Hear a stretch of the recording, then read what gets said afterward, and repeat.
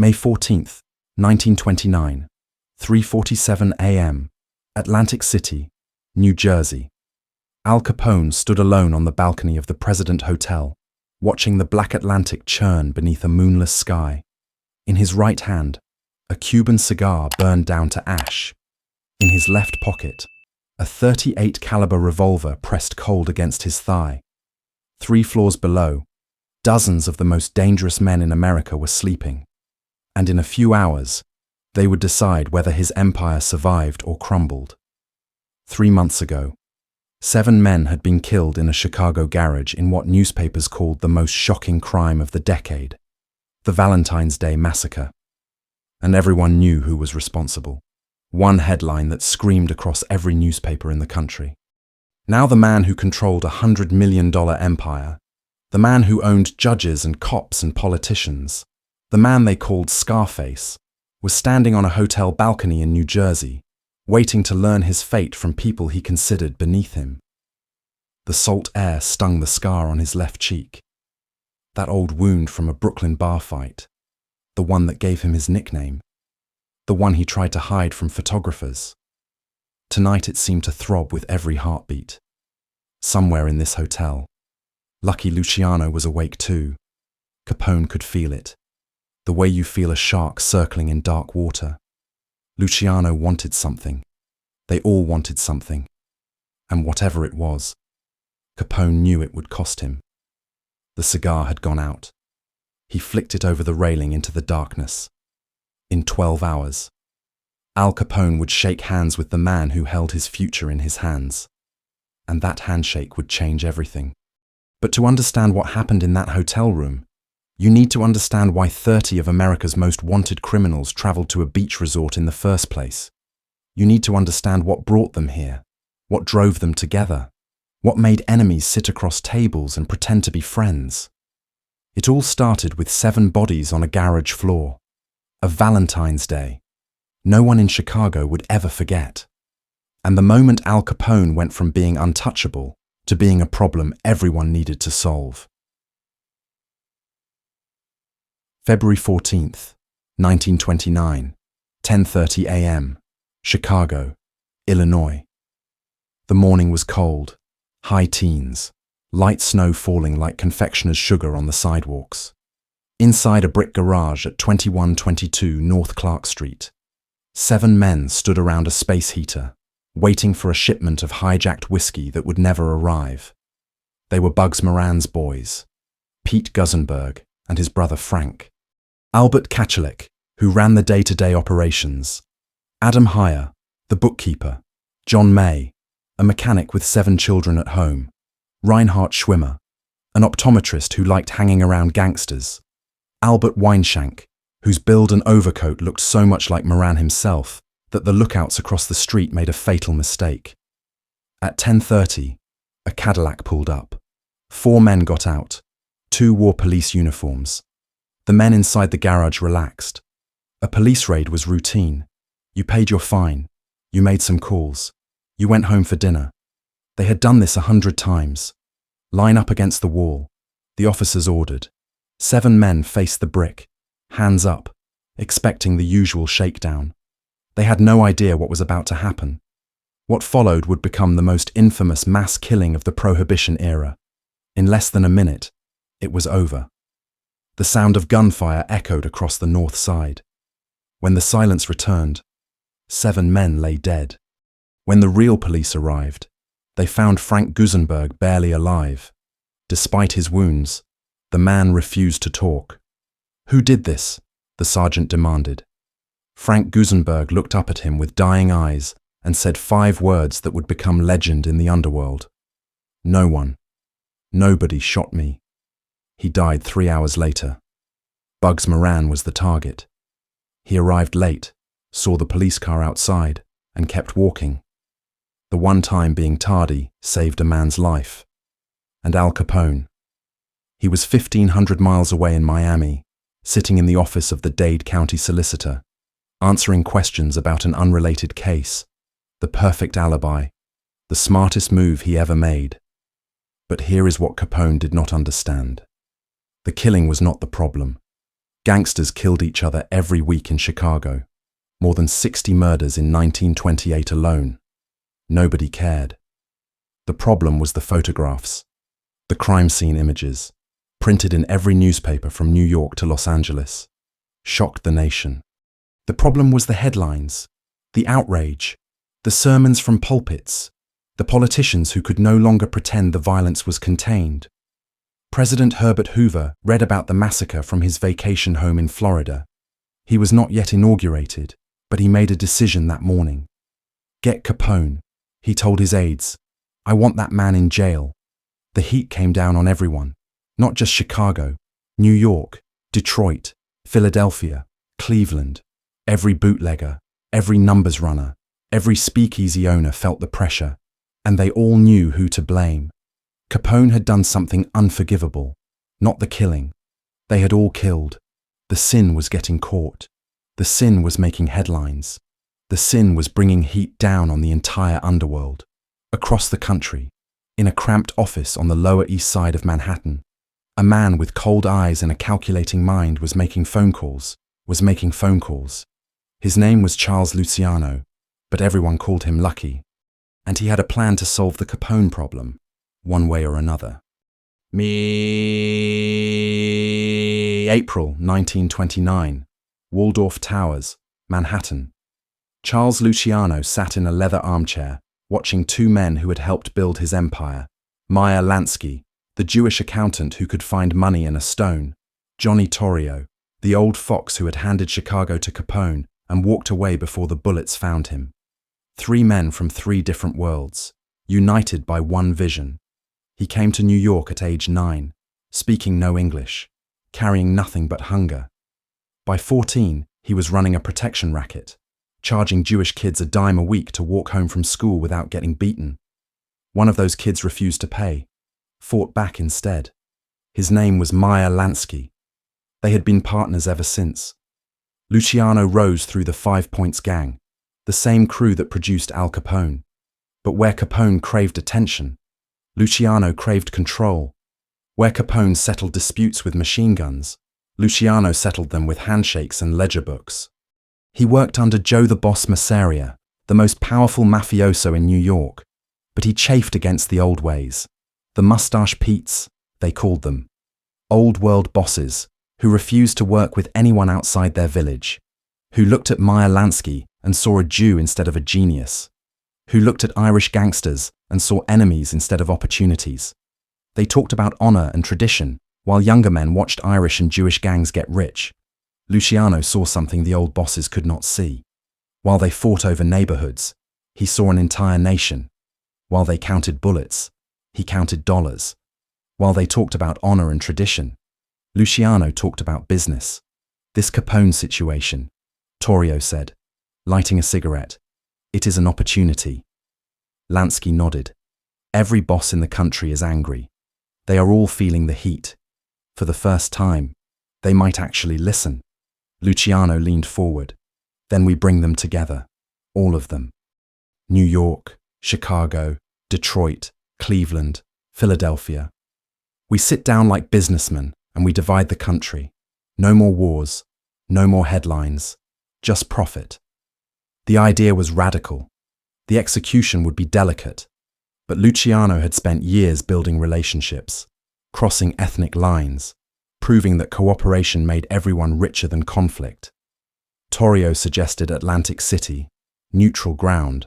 Nucky Johnson, the political boss of Atlantic County, could guarantee no police interference. His brother was the sheriff. The city practically ran on vice already, and Meyer Lansky was going there for his honeymoon anyway. Perfect cover for the most important meeting in criminal history. But there was one person who had not agreed to come. One person who thought he did not need to negotiate with anyone. One person who believed his machine guns made him untouchable. The invitation to Al Capone would be the most important phone call Luciano ever made.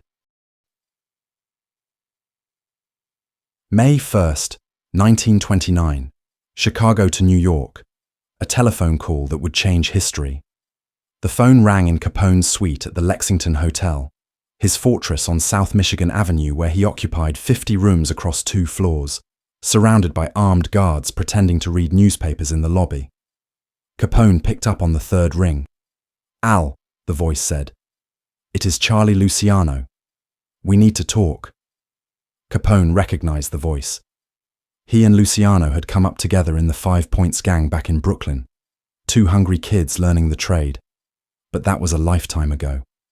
Now they ran separate empires, separated by 800 miles and very different philosophies. Talk about what? Luciano, Atlantic City, May 13th. Every boss who matters is going to be there. Torrio, Lansky, Costello, the Detroit boys, Cleveland, Philadelphia. We are sitting down to discuss the future. Capone laughed. "Why should I come? I run Chicago. I do not need permission from New York."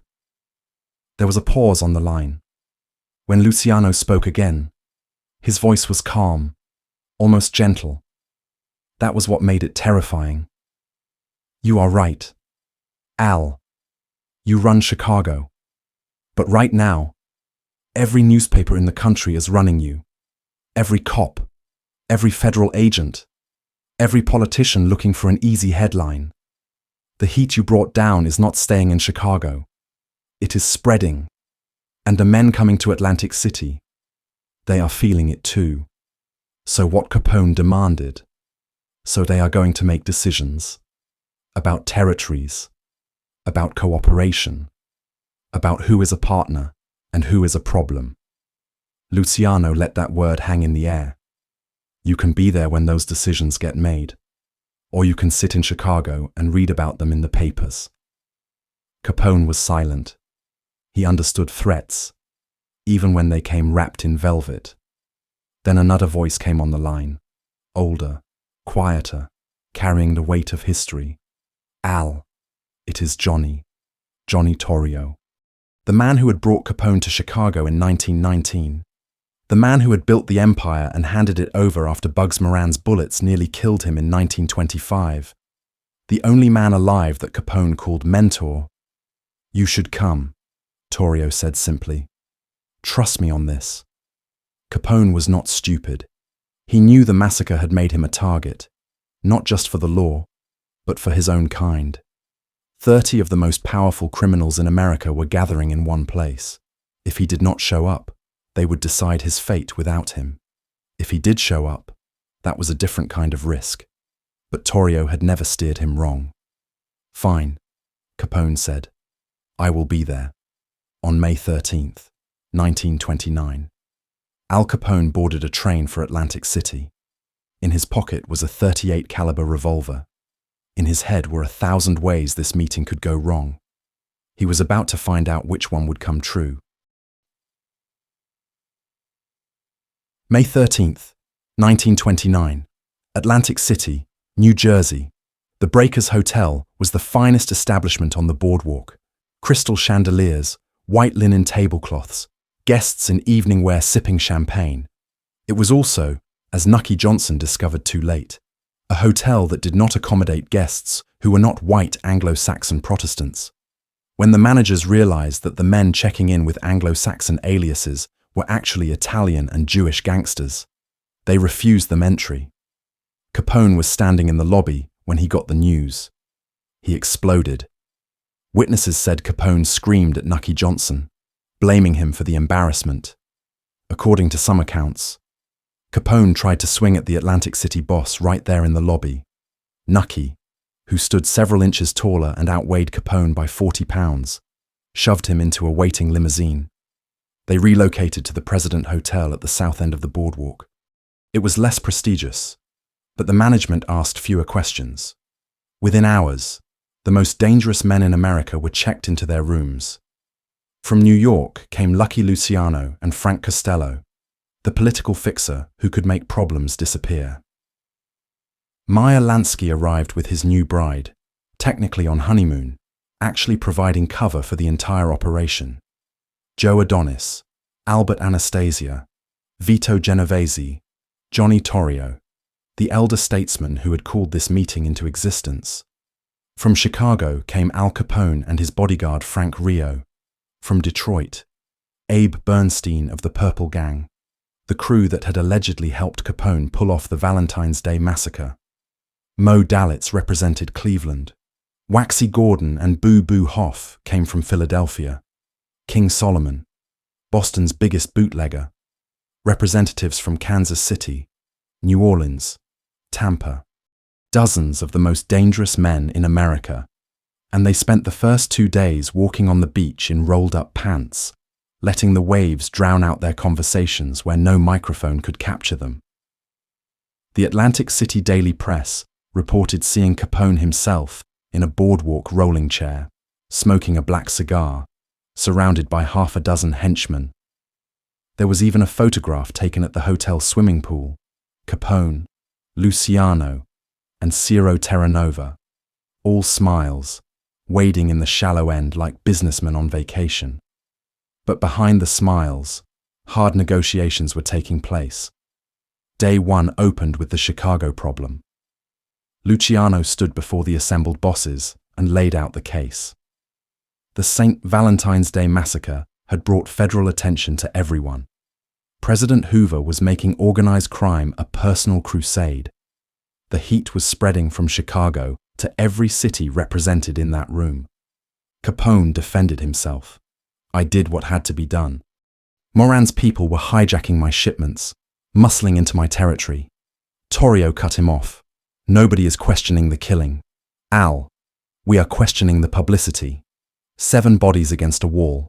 Photographs in every newspaper. You made us all targets.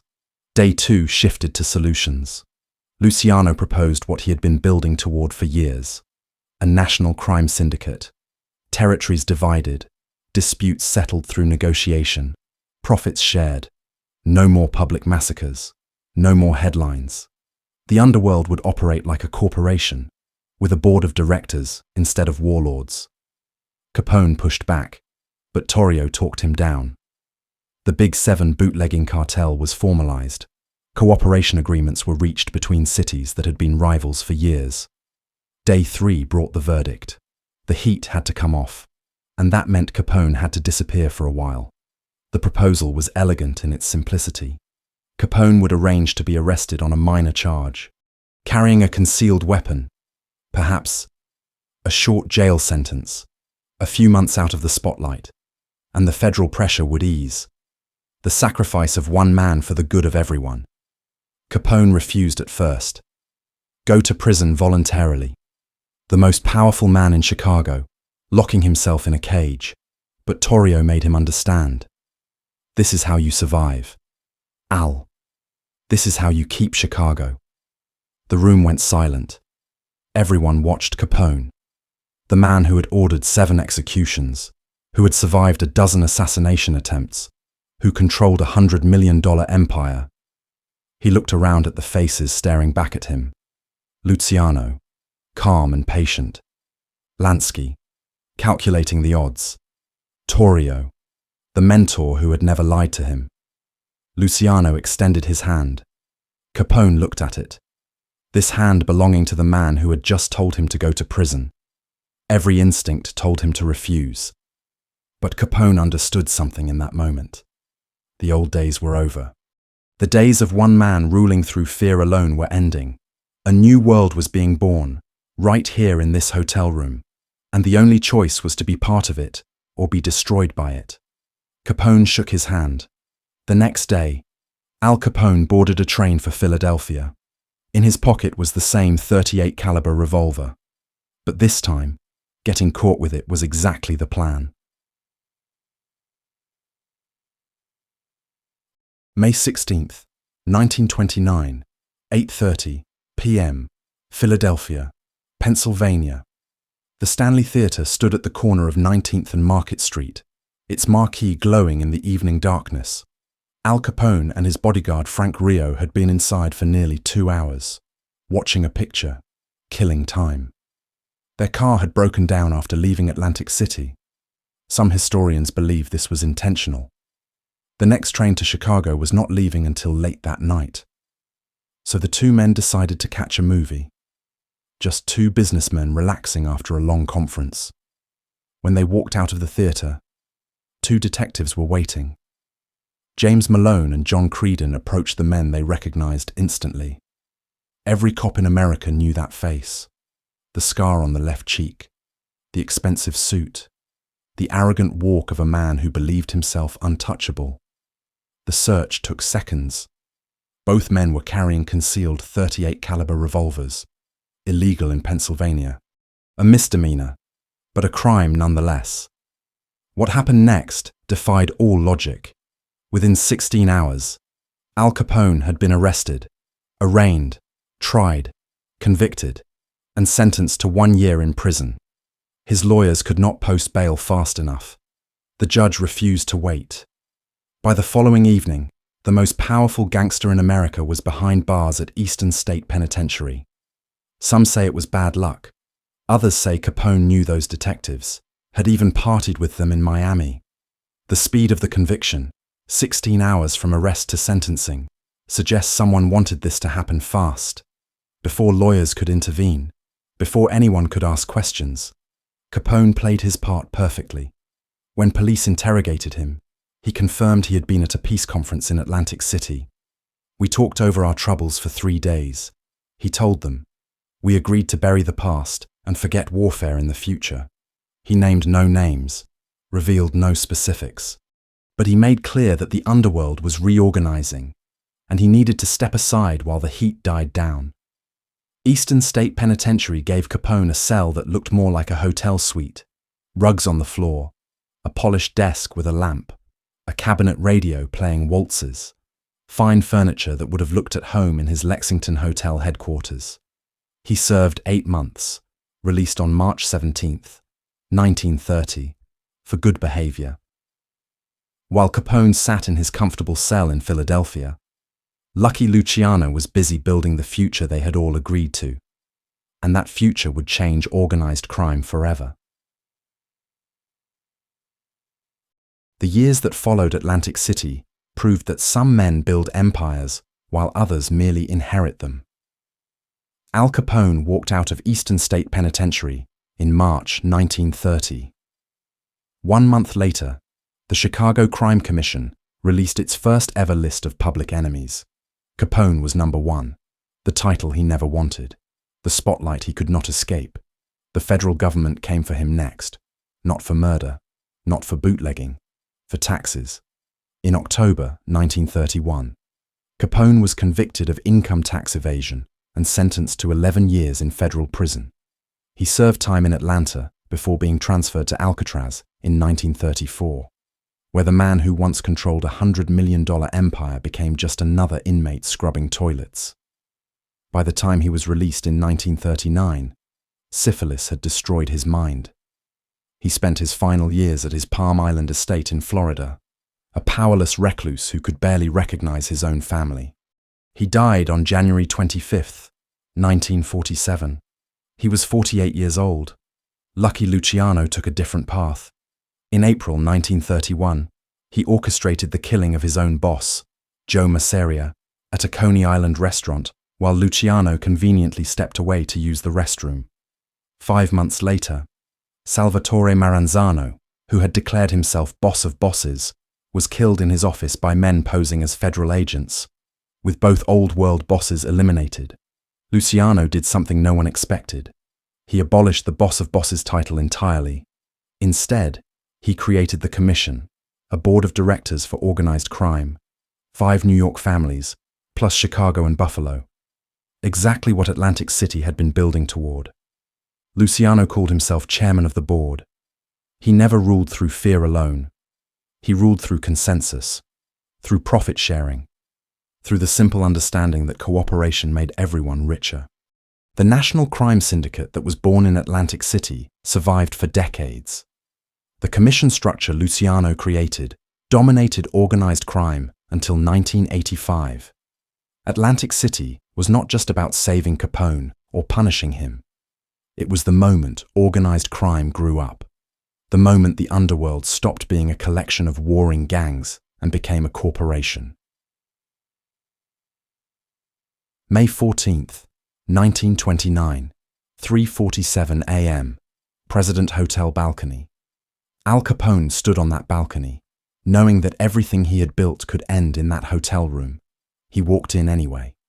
He shook Lucky Luciano's hand. He agreed to go to prison.